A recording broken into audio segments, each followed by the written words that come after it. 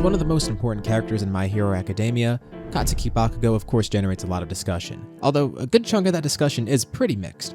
It is kinda hard to frame it, but out of curiosity, I did a poll on my channel. And it's not a perfect scientific polling method, but it still does give us some insight. I asked everyone what they feel about Bakugo. How do they view him as a character?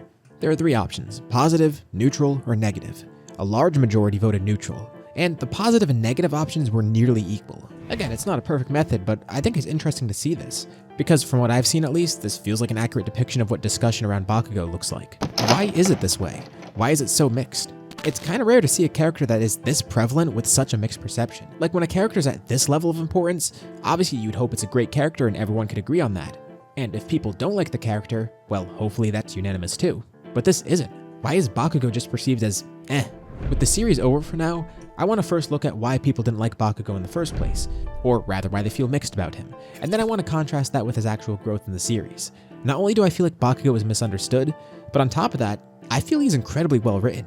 And in all honesty, he's one of my favorite characters in the series for that reason. You know, I'll go even further, he's one of my favorite deuteragonists in Shonen. So, like usual with these types of videos, I only aim to express my opinion and why he works for me. I don't expect this video to make everyone love him as a character, although that would be pretty great. But at least, I hope people walk away from this knowing why he works well for others, or if they don't already know a lot about Bakugo and haven't analyzed too much, hopefully this analysis will give you something new to work with.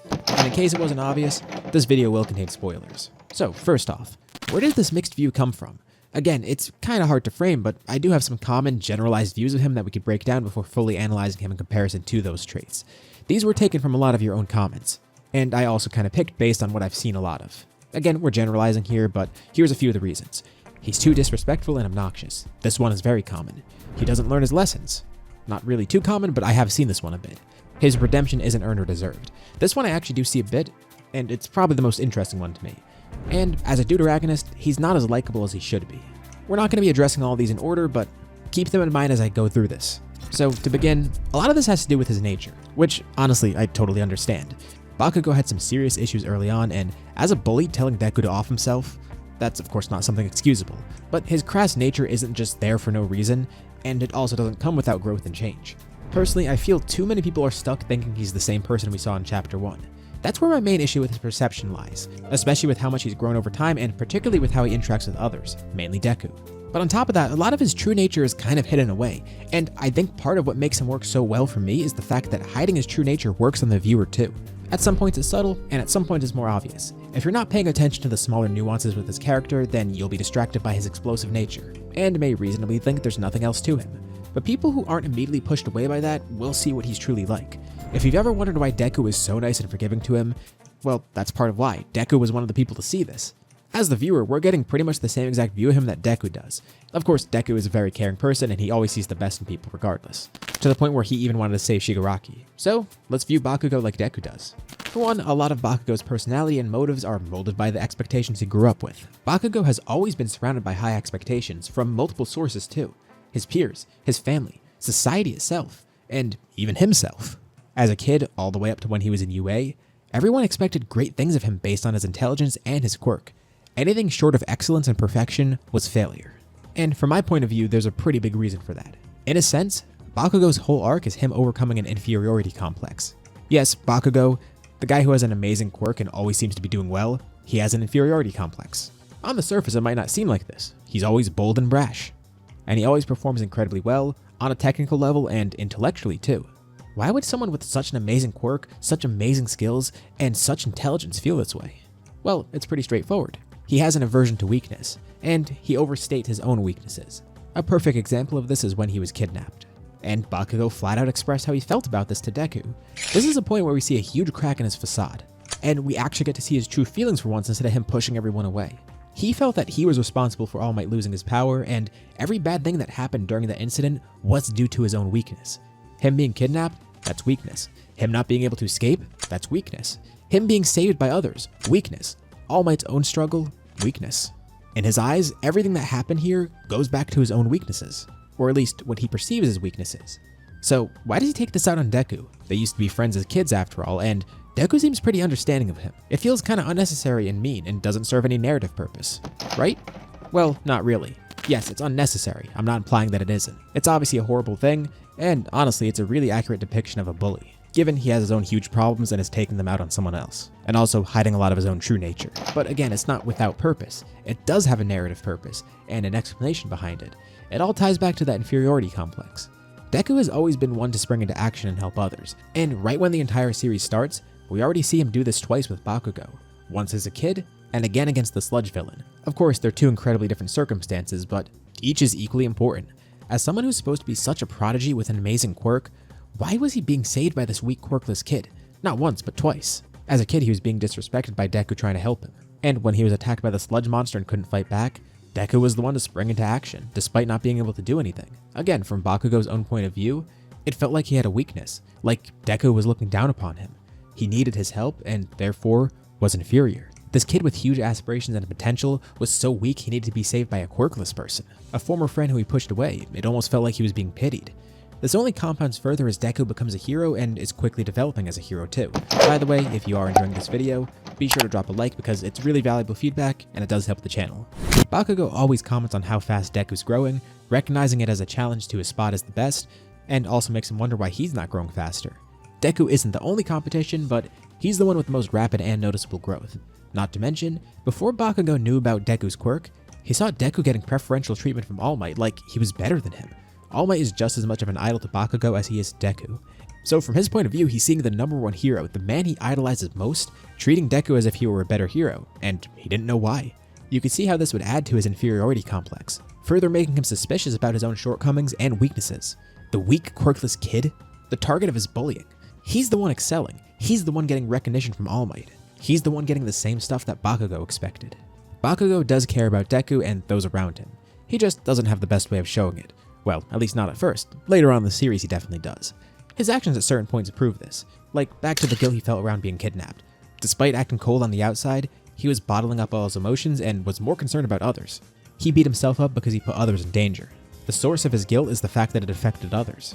Or there's the point when he saved Deku against Shigaraki, even experiencing the same thing Deku did where his body just moved on its own. Or one of my favorite examples, and the most recent one, look at the end of the series. Deku is quirkless again, but his new gear allows him to be a hero once more. All Might also makes it a point to mention that Bakugo was the one to spearhead all of this, using his own money and resources just to bring Deku back as a hero. Later on in the story, there's a bunch of moments like this, and a lot of it is after learning Deku's secret. Besides being one of the few people that Deku can actually talk to about his secret, Bakugo does actively help Deku understand his power and acts much more like a supportive friend than the adversary he was before. Well, he's still scary and unapproachable, but at the same time very supportive, and he definitely does care. His actions here are speaking louder than his words. This is the way he expresses that support. Compared to how he used to be, this is a drastic change.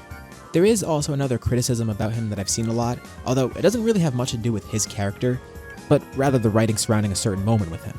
His quote-unquote death scene, if you could even call it that.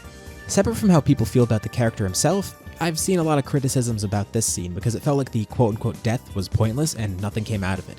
Especially because even Edgeshot survived, and he's like a little string thing now. I don't even know how that works, but hey, good for him.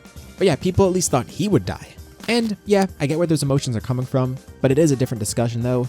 Actually a much bigger discussion because it's kind of a common sentiment I've seen with the series regarding the stakes, but it's off topic and I'll discuss that another day. But for this scene in particular, it's not pointless. I understand why people might feel this scene has no stakes, but it does. And there is a huge purpose to the scene even if no one actually died from it. It isn't a literal death, but it's more like a figurative death, or a rebirth. Bakugo's quote-unquote death here, it's his old self dying. Him acknowledging that the way he used to be is no more. Of course, this has been built up for a while, and we've seen glimpses of this. But with everything before in the series, we've been building up to this point, and this is the start of that new Bakugo. Sure, he still is a little rude here and there, like even in the last chapter we see a little bit of this. It's not like everything about him has changed, but this is a huge turning point for his characterization, and also serves as him fully accepting Deku and recognizing that he's not weak for not being the best. It's a big moment not only for how he recognizes Deku here, but more importantly how he changes his view on himself. Think of how he acknowledges Deku in the War Arc. First of all, he doesn't always call him Deku now. Occasionally it'll be Izuku. Deku started as an insult, and it did obviously become his hero name, but that alone is a big change because he's finally treating him like an equal. It might seem small, but it isn't. Anyways, that's not the main point. His way of thinking here has changed a lot. Like, he knows now that he's not weak for being below Deku. He's getting over those insecurities, now viewing Deku as an inspiration and a goal. Sure, Deku got ahead of him, but what does it matter? It's just a new ceiling for him to reach that he could definitely reach. A few of Bakugo's quotes and internal dialogues here support this. Bakugo acknowledges that there's a gap between them, but he's no longer obsessed with closing it due to his own insecurities. He views this gap in a completely different light. He wants to reach that level that Deku is at because he recognizes how great Deku is as a hero. But not just that, he wants to continue pushing Deku forward. If he keeps growing, that's fine. That's actually great. His thought process behind the situation is now wholly positive. He no longer thinks Deku is looking down upon him and that Deku is a huge adversary, a symbol of his own weaknesses. And if he's being left behind, that's not a bad thing. Deku is not an obstacle, nor is he inferior. And he never viewed Bakugo as inferior either. At this point, Bakugo and Deku are finally seeing eye to eye.